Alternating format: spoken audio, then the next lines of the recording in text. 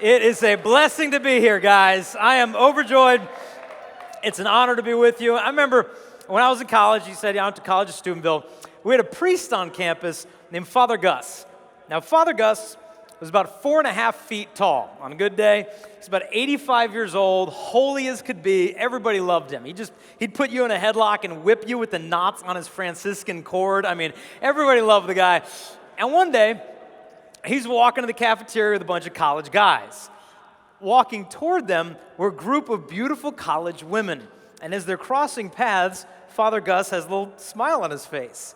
And the girl said, "Father, how are you doing today?" And he said, "Today's my birthday." And they said, "Oh, Father Gus." And they kissed him and hugged him and just suffocated him with more human affection than anybody on earth deserves. And they all gave him kisses and ran away. And one of the college guys looked down to Father Gus and said, "Father Gus, you're terrible. You know today is not your birthday." And he looked up at the guys and he winked at them and he said, "That's how it's done, boys." Now, this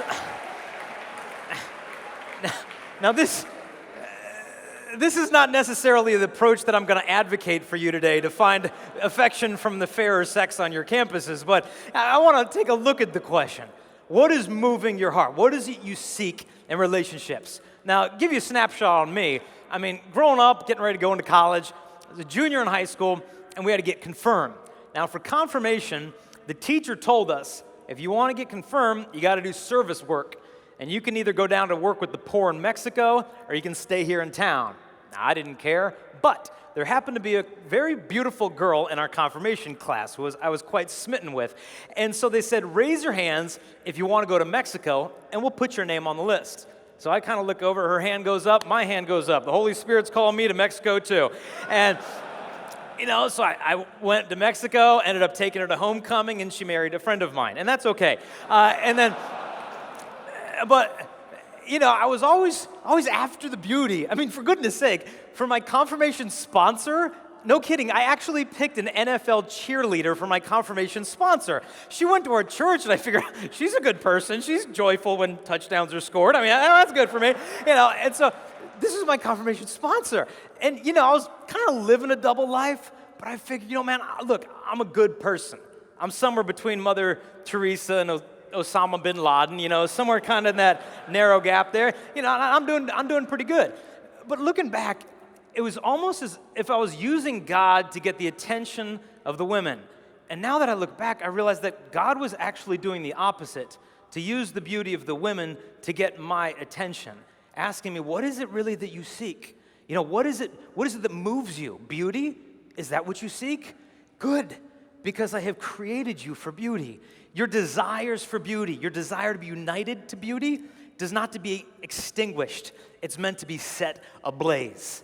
And at the time, I think, I think my desires for women are ablaze enough. I don't really need any more blaze going on. But he wants it to be almost put into a fire for purification so that we can be capable of seeing the beauty that he has planned for us. Now, the problem is, though, I think when getting into college, I had always learned everything you're not supposed to do. You go to Catholic high school, Catholic youth group, and it's like, okay, don't do this, don't do that. And then you get to college, and you know everything you're not supposed to do. Okay, I'm not supposed to look at porn, I'm not supposed to sleep with my girlfriend, can't use contraception with my girlfriend, can't cohabit with my girlfriend, can't clone my girlfriend, that'd be kind of neat, but no. And so you get in college, like, okay, great, I know everything I'm not supposed to do. What am I supposed to do? And I was kind of like at a loss. And so what I want to do today is just have a bit of a collective examination of our consciences as men. What is really moving us when it comes to our relationships? In the Old Testament, the Bible, and the Song of Songs, if you've ever read it, it's just beautiful erotic love poetry where there's lover and the beloved exchanging this conversation. And, it's beautiful stuff. I mean, some of it you couldn't really say to a girl nowadays. Your hair is like a flock of goats. It's not going to go over well. But one thing the author says, the man says to the woman, "Let us catch the foxes. Let us catch the little foxes that come into the vineyard to steal the vineyard because our vineyard is in bloom." Now, the vineyard is their love that's in bloom. But he's saying there's stuff that's going to get in there, that's going to kill it, that's going to ruin it. And we've got to look, what is it in our lives that can be the death of our relationships. Another analogy you could use, St. Ignatius of Loyola, in his spiritual exercises, said that the devil walks around your soul like a fortress, like a military tactician, a strategist, and he looks at your defenses, whether they're strongest, whether they're weakest. Is it lust? Is it alcohol? Is it pride? Is it vanity? What is it? What is it? Is it anger? What is it? And then he finds it wherever the defenses are weakest, and there he goes in with all his forces to take over the fortress of our souls. And I think for me growing up, the place where I was weakest is in terms of lust. And I had grown up on pornography, on swimsuit magazines. It was everywhere. In my high school, one guy in my high school actually passed out porn from his locker to anyone who would vote for him as senior class vice president. He's in the hallway, vote for Travis, vote for Travis. Like, I don't know where he is today. He's probably in Congress by now. But, we would just, laugh it off. And, but we would laugh it off and I'd think, look, it's not a big deal. I mean, I'm not really doing it. Nobody's getting hurt. I mean, sex is natural. I mean, come on, what's the big deal? I didn't really realize at the time, but like in one afternoon of looking at porn, I could see more perfect women's bodies than any man in history could have ever have seen in hundreds of lifetimes. And I get it in one afternoon. I'm back the next day. I'm back the next week. You do it for a couple of years, jump into marriage, thinking you're going to be captivated by one woman until death do you part. It doesn't happen. My buddy at college had a bunch of porn, and he figured, look, I'm going to throw it away when I get married. I went to his wedding, beautiful Catholic wedding. The poor guy was divorced in 3 months, taking all the lust he had for porn, look at his bride that way, and the marriage is over as soon as it started. One high school girl said to me, she's like, Jason, I found out my dad looks at porn. She's like, I used to look up to him. Now I can't even look at him. I thought he was a better man than that. She's like, Jason, my dad is lusting after girls who are 2 years older than I am while my mom is sleeping in the next room. And then he wakes her up with the hug and the kiss. Like, it makes me sick how much I resent that man. Every man in here knows. It's not the dad I'm going to be. It's not the father I'm going to be. It's not the husband I'm going to be. And that's why if we trash the porn, we're being faithful to our brides before we ever lay eyes upon them. Because what is it we're training ourselves for? Because if you train yourself in lust and then you try to switch to love, it's pretty tough. In fact, when I was in college, I got to play 3 years of college baseball. And I remember one day, I'm in the outfield, and we're playing a doubleheader, and we're getting blown out by this bigger college. And I'm in the outfield, and the coach is waving at me. He's like, Evert, come in here. I'm like, oh, what's going on? I'm like, you pulling me out of the game? He's like, no, I want you to pitch. I'm like, but I don't pitch.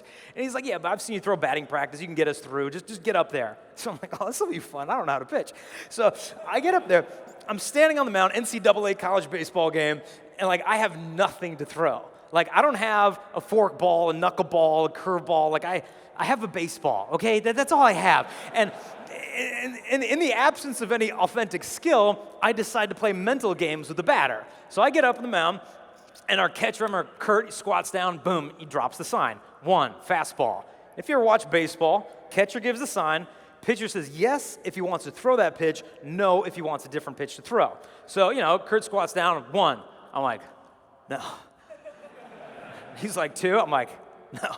Not number 2. He's like 3. I'm like, not number 3. He's like 4. I'm like, not number 4. And at this point, he starts laughing because he's running out of fingers. He's figuring out what I'm doing. And he gets like number 7. I'm like, yeah, number 7. And the batter's like, man, what is this guy going to throw at me? I hit him with the pitch, It's like,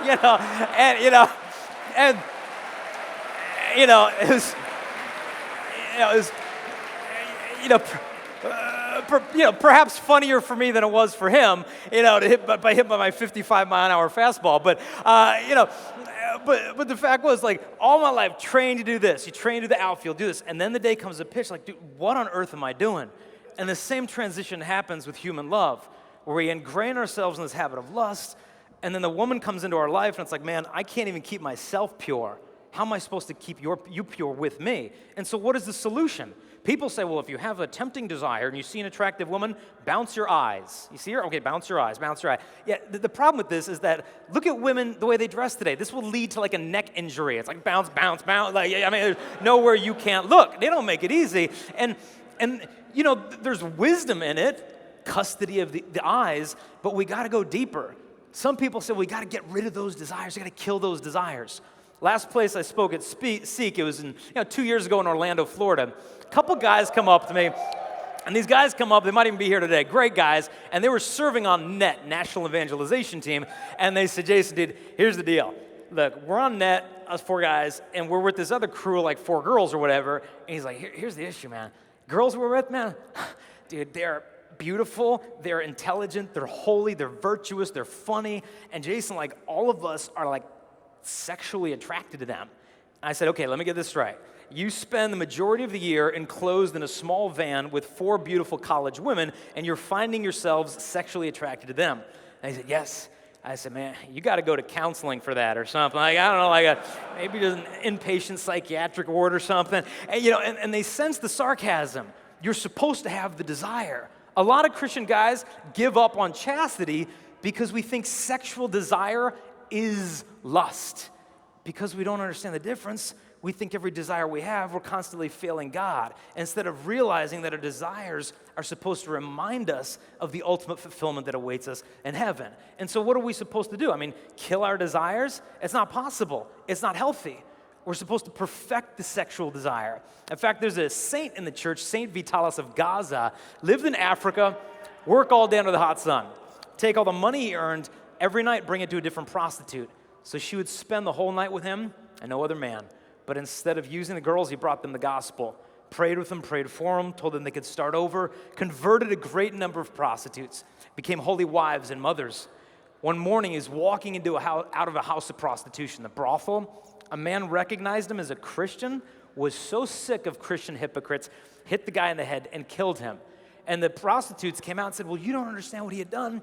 It was too late, he was dead. But historians say when he was being buried, all these former prostitutes came out of hiding, processing with candles and lanterns to his grave to honor the man who saw their dignity when they had totally forgotten it. Now, I'm not recommending you try that as a method of evangelization,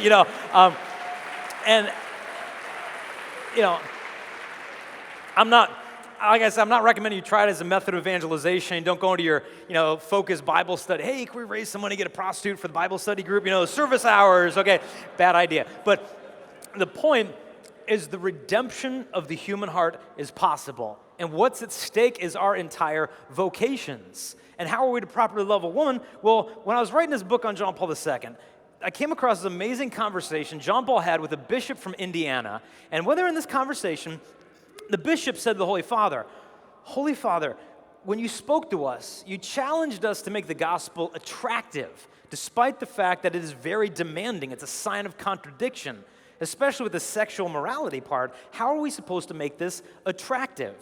And he said, John Paul II became very serious, like a philosopher, and said to him, it is necessary to understand the soul of the woman. All of these things that have promised to liberate her, premarital sex, contraception, abortion, have they not enslaved her? But that one sentence, it is necessary to understand the soul of the woman. What he's getting at is that if we understand the soul of the woman, all of Catholic sexual ethics makes sense. How do we understand the soul of the woman? The first means I would propose is to understand the body of the woman. We need to do a couple of things. We need to relearn how to look at the body of the woman. John Paul II challenges us to admit what is going on in your heart. And this is what he says to the guys. And I think this is why we loved him, because he was just a straight shooter. Here's what he said. Each man must look within himself to see whether she who is entrusted to him as a sister in humanity, as a spouse, has not become in his heart an object of adultery. And in saying this, he is not condemning us. He's calling us to admit, okay, look, let's be honest. That question he just asked, I don't ask myself that once a year, once a conversion. I have to ask myself that question several times a day to keep my heart in check. We've got to admit there's an issue going on. The second thing I think we need to do is quit the justifications. I used to do them all the time. Hey, yeah, I'm looking at porn, but sex is natural. Yeah, look, sex is natural, but watching it is not natural. If that's natural, then when you get home from the conference, go to your next door neighbor's house at 11 o'clock at night, kind of peek in the windows, kind of see what's going on. And the husband comes to you with a shotgun, just tell him, hey, sex is natural, relax. It's not. And we make these justifications. Well, look, it's not like I'm actually doing it, but the thing is, at the end of the day, God really doesn't care what you don't do. It's not like at the end of time, at the final judgment, we'll all be assembled together, and they'll call you forward and say, Jason, what did you not do? I'm like, oh, I'm glad you asked. I was not a part of Al-Qaeda. I did not join ISIS. I did not burn down any convents. He's like, oh, well done, my faithful servant. We're not getting judged on what we didn't do. And you think, well, why is he so obsessed with my heart, with my mind? It's like the thought police. Why can't I even have a thought without him caring about it? It's because whoever wins the human heart, God or the devil, love or lust, whoever wins the heart wins the imagination. They win the eyes, the speech, the body, the behavior, the soul, the vocation. They get everything if they win the heart. And that's why Christ is obsessed with the human heart. And so we've got to admit that there's an issue, and then we've also, I think, got to look at that, quit rationalizing, and then ultimately pray. St. John Vianney said, temptation is necessary for us to realize that we're nothing in ourselves. Chastity doesn't even begin until we realize we cannot do this, and then we come to him. And what I would propose, you've always been told, pray against your temptations. I'm going to flip it around, pray for your temptations. Not praying to have them, but when that temptation comes, what do? I know what it's like to have the flashbacks stuck in my brain for years and years, and they would come to my mind, and I can't think about that. I can't think about that. And you go neurotic. You must think about it. When she comes to mind, you must respond to her beauty with love. Because from the beginning, the woman's naked body was an invitation to love. When Adam first saw Eve, he was in awe of her. Alas, this one is flesh of my flesh and bone of my bones. I mean, he's rejoicing. It's kind of funny. Eve first sees Adam. She doesn't say anything. She's like, that's nice. It's like, come on. But from the beginning, the body of the woman has always been an invitation of love. And so when you're told, don't think about it, don't look at it, something you fights with that. But I'm supposed to respond to this beauty. I'm supposed to respond in love. And so what we're ultimately called to do is to untwist the distortion of seeing the woman's body as a call to lust, to begin to see her body as an invitation to love. Because ultimately, I think the only solution to porn is to love porn stars. There is no other solution on earth but to get over these addictions, but to respond to those temptations, I think ultimately with love. It's the only thing we can do. I think we also need to look at the root of this. Where is this coming from? Am I bored? Am I stressed out? Am I lonely? Am I angry? Am I entitled? Like, where are these temptations? What are the deeper roots? Because I think if we can heal those, then I think we're a long way in finding true sexual freedom. And so when you see that beautiful woman, what do? One thing I found to be helpful is instead of seeing her beauty and thinking, oh, I can't look at that, I'm going to sin, praise God for her immediately. Lift up her to God right away. Psalm 84, how lovely is your dwelling place, Lord mighty God. Say that when you see her in your own heart. You don't have to recite the whole psalm while looking at her. That might be a little bit overboard, but do you realize it's actually okay? It's okay to see her beauty and have it trigger love. John Paul II talks about purity, and what he said is this. Listen to this. He says, when we grow in purity, this means that we come to an ever greater awareness of the gratuitous beauty of the human body, of masculinity and femininity. And this gratuitous beauty becomes a light to our actions. Do you hear what he's saying? It doesn't mean we no longer see the beauty of the woman. It means we actually learn how to properly look at the woman. That at this conference, you are not surrounded by 6,000 temptations to hell. We're surrounded by 6,000 reminders of the beauty of heaven. And if I can heal the way I look at a woman, man, temptations, I think, gradually become a little bit more reasonable. And if we forget this stuff, the beauty is God has stamped it into the man's body. Stamped into your anatomy is your calling. What's obvious about a man's body? First thing, you look at me, you think strength, right? I mean, 5'6", 155 pounds of pure pain here. But you look at a man's body, instinctively, there's strength there. Okay, well, how are we supposed to use our strength? Well, to serve and to sacrifice. Look to people like St. Joseph. I hate paintings of St. Joseph. They either have him young and rosy cheeks, or they have him like 90 years old with a big, he looks like Santa Claus, with a little white lily. And it always bugged me because why do they do that? Why do they make St. Joseph look so old? They make him old to protect the virginity of Mary. That's wrong. Her virginity was not protected by his sterility and his senility, okay? Her virginity was protected by his virtue and his virility. He was probably an 18-year-old guy. And so, I mean, think about it. I mean, guys got married back then, what, like 18 years old? No wonder God entrusted Joseph. Go from Nazareth, go to Bethlehem, go to Egypt, go to Nazareth. That's 600 miles. That's walking from New York City to Atlanta, Georgia.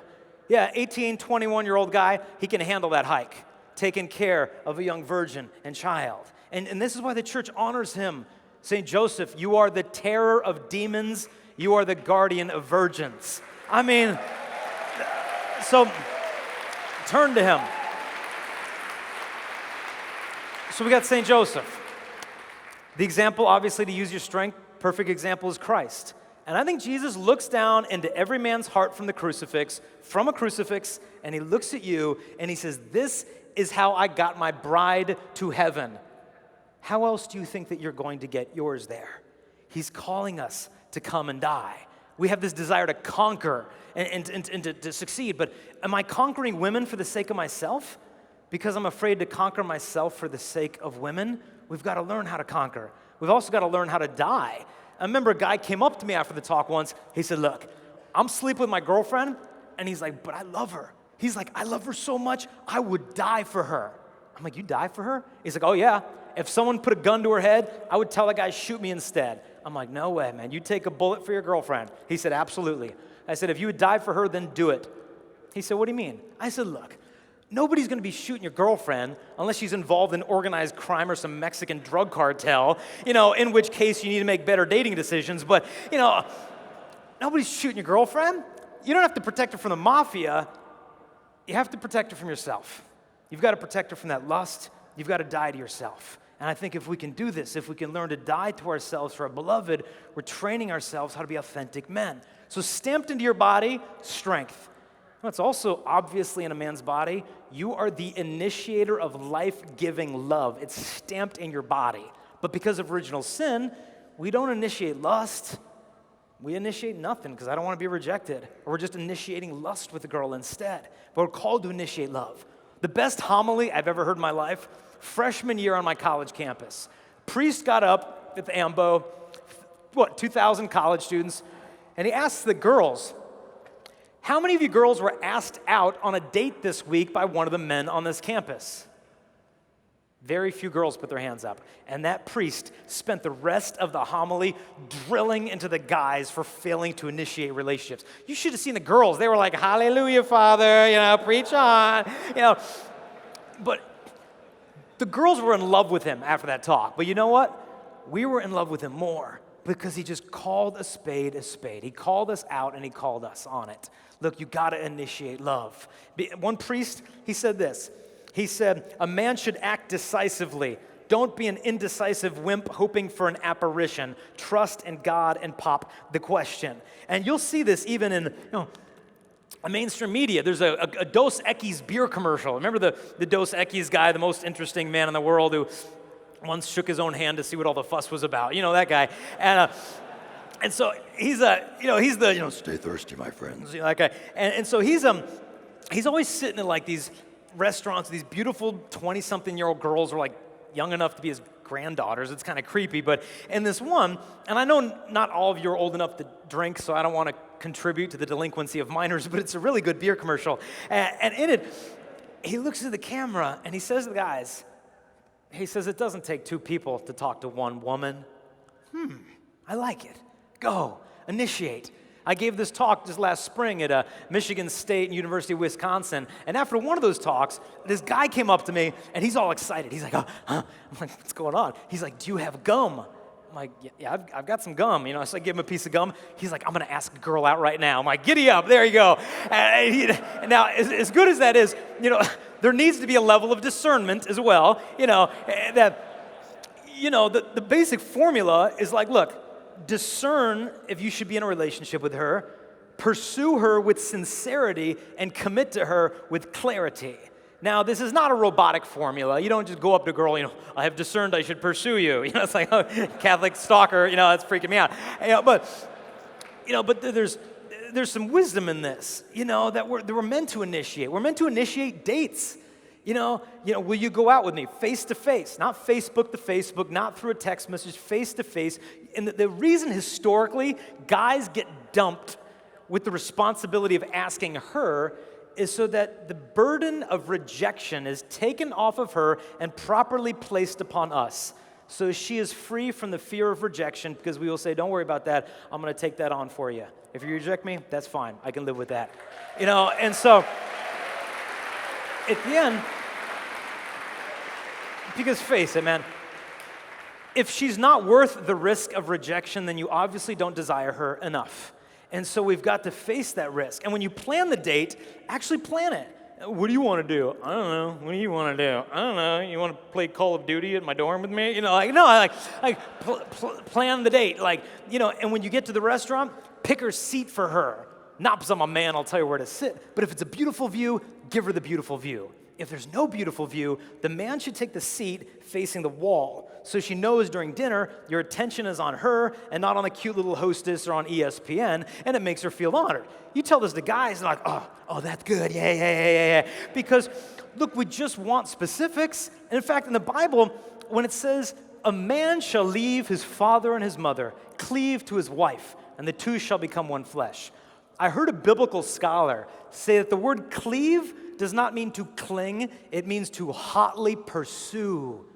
You leave them, you get married, and then you hotly pursue your wife inside of marriage. It doesn't end when you pass on that engagement ring. It's only beginning. And God is calling us this. Even in marriage, He's convicting me. A few months ago, my wife and I were disagreeing about something big, and I don't remember what it was. And afterwards, we got in this argument, and I'm sitting, and I'm praying in my room, by myself. I'm like, God, is she right? Because I think she's wrong, but am I right or is she right? Because it really seems like she's wrong and I'm right, but God, who's right here? And I don't hear God, but it's like He said to me, you know what? It doesn't matter. Love her.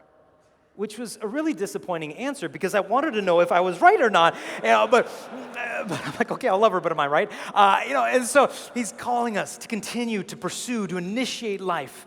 And not only initiate the relationship, initiate the gift of life. Many men live in fear of their own fatherhood. Oh, I'm afraid I'm going to get that girl pregnant. You better practice protection. I asked a bunch of high school guys, hey, what is the most common sexually transmitted disease?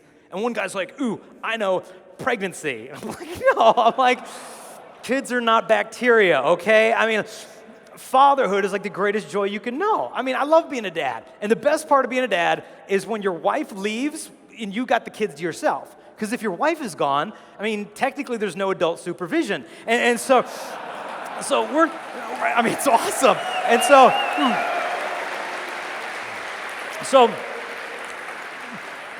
so my wife says, honey, I got a kickboxing class. Can you watch the kids? I'm like, yeah, go have fun. And she leaves, and I look at the kids. I'm like, kids, mom's gone. Let's go upstairs. WrestleMania. And they're like, yeah. So we run upstairs. We got this huge king-size bed. So I'm like, ding, ding, ding, let's go at it. It's like mixed martial arts or ultimate fighting, but you're allowed to do like wedgies and wet willies and stuff. And I'm slamming. There's like drool flying through the air. There's like diapers getting chucked, and I'm slamming them because I'm undefeated. And it's like you just go at it until someone gets like a fat lip or a concussion on the end table, then you go eat cookie dough, and this is fatherhood. And the thing is, what's so sad is we live in such a contraceptive culture that's neutered men. After we had our second kid, people are like, well, you're finished, right? And then we had our first girl, and they're like, well, you've got your girl now, so you're done, right? I'm like, yes, I have collected all of the genders. I can stop procreating. What are you talking about? They're the supreme gift of marriage. John Paul II, before he became Pope, gave a homily to college guys in Poland. And what he said in there, he says, God, who is Father, who is Creator, planted a reflection of His creative strength and power within man. We men should sing hymns of praise to God, the Creator, for this reflection of Himself in us, and not only in our souls, but also in our bodies. So instead of living in fear of our own fertility, rejoicing for the very image of God the Father stamped into my body, I'm supposed to initiate love, commit to my beloved, create life with her, and sustain what we have created. This formula of manhood is not just for the married guys. This is the essence of the priesthood itself. I will initiate love. I will commit to my church. I will get ordained with my nose to the marble in the shape of a cross, that I might give up my life for my bride so that she might have eternal life. And I will sustain that life as a priest, burning my life out like a candle in the sanctuary next to the Blessed Sacrament until there's nothing left. This blueprint of manhood. And so, now, how do we do this? We need three things to do this, I think. We need formation, we need fellowship, and we need faith. Fellowship. Are you plugged in at your college campus to a real brotherhood of men? You have to be, because you will become like your friends. It always happens. I mean, who is St. Ignatius of Loyola's roommate in college? St. Francis Xavier. And you might think, well, my roommate's not going to get canonized anytime soon, but the importance is being around good men. In fact, in the 4th century, there was a legion of Roman soldiers who believed in Christianity. Now, the Emperor Licinius was still a pagan, and so he commanded all of his troops to burn incense to the pagan god. 40 Roman soldiers, the legionaries, which is like the Navy SEALs, the Green Beret, they wouldn't do it. And so he said, well, that'll cost you your life. He handed them over to the governor, and the governor took them to an icy lake in modern-day Turkey or Armenia, and in the middle of the day, strips them completely naked, marches 40 men out onto the ice. Stay there until you're dead. Or you can come here and burn incense. In fact, we will have warm pools, warm tubs of water, warm fireplaces. All you have to do is come and burn incense and sit in the bath. Or you can stand there naked with the other 39 guys and die tonight. And so the 40 men huddled together, praying that they would stay strong. You could imagine their breath rising up like as a prayer before incense to God. And they huddled there and they prayed, let our sacred number of 40 not be broken. You could imagine that if they weren't all together, many would have given up. But they didn't. They stayed together. One of them gave up. He couldn't take it anymore. In the middle of the night, he ran to the shore, freezing from hypothermia, jumped into one of these warm baths, and the shock from the hypothermia to the hot put him in shock, and he actually died. A soldier was standing at the shore, took off his own clothes, declared him a Christian self, walked out of the ice, joined the other 40 guys. And that night, they all died. And in the morning, the emperor had their bodies burned, their ashes thrown in the rivers so that no one would ever remember them again. Now today, that emperor is long and forgotten, and the 40 martyrs of Sebasti have churches honoring them throughout all of Eastern Europe. And it's because of the fellowship that they had. And so, we need the fellowship.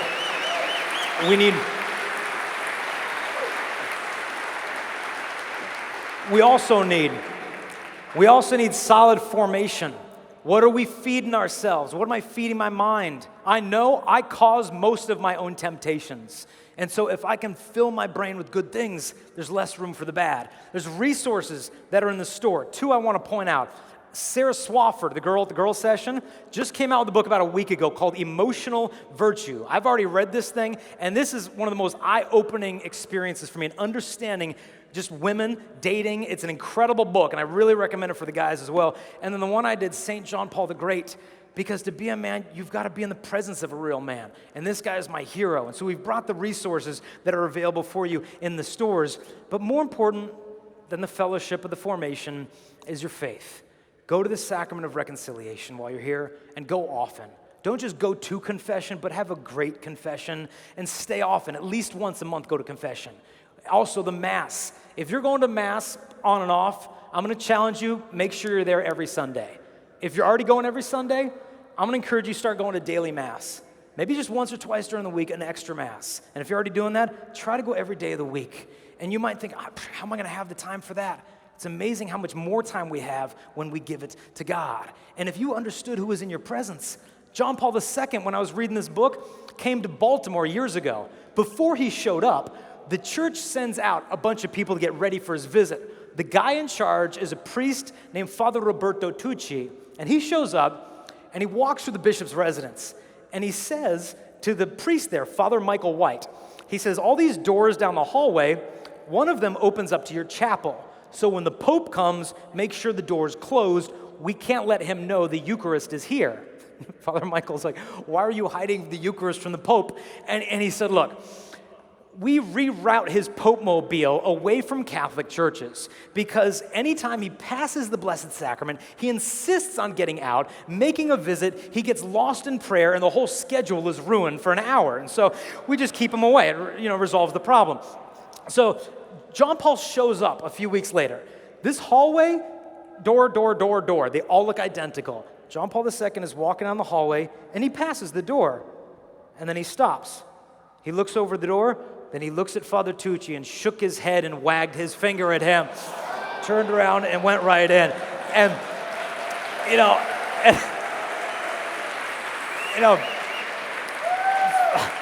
and Father Michael White said he did significant damage to the schedule that day, to give him a little poke in the eye. And if you think this is a coincidence, he did the same thing the very next day in the seminary across the way. He's truly present. And that's why the prophet in the Old Testament was told by an angel. He was in the desert, and he says, "Arise and eat, or the journey will be too great for you." And the same thing applies to the most blessed sacrament. Arise and eat, or this journey will be too great for us. And if you've made mistakes in the past, and you think, man, this is great stuff, but I'm already pretty neck deep in a lot of this stuff, all you need to know is one thing, and that's how God the Father looks at his sons for doing that stuff. And this is how he sees you. Dad, a few years ago, dropped his son off at preschool. True story. I love you. I'll pick up after school. Promise, come get you. Dad went to work. Huge earthquake struck Armenia. The dad shoots back. School's collapsed. Faculty's dead. Dad says, I know my boy's in this school. Starts tearing off the rocks and the glass. He dug for an hour, 5 hours. His knuckles are bleeding open. His back is cramped up. Dug for 20 hours. Like you guys, fathers one day, you dig for your kid forever, 30 hours. He said, all I could think as I dug for my boy is the promise I always made to him. No matter what happens, I'm always going to be there for you. 38 hours later, lifted up a board, and under that was the face of his son. And he looked down upon his son, and his son looked up to him and said, Papa. And his son turned to 14 kids trapped alive with them and said, see, told you my daddy was coming to get me. I told you he promised. This is the love of God the Father for his sons. It doesn't matter where you've been. Anybody can start. God bless you guys. Thank you very much.